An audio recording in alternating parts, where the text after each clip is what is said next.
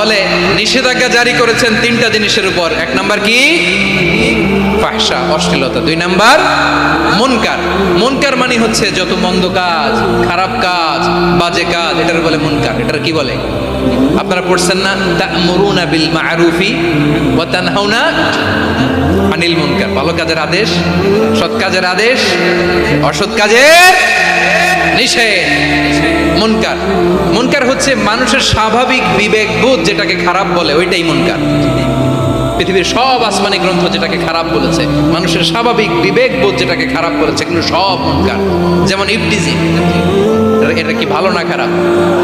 মজুদদারি, খাদ্যে ভেজাল দেওয়া, ওজনে কম দেওয়া, মাছে ফরমালিন মিশানো, চাঁদাবাজি, টেন্ডারবাজি, দখলবাজি, এগুলো আমাদের স্বাভাবিক বিবেকেই বলে এগুলো খারাপ, এগুলো হচ্ছে মুনকার।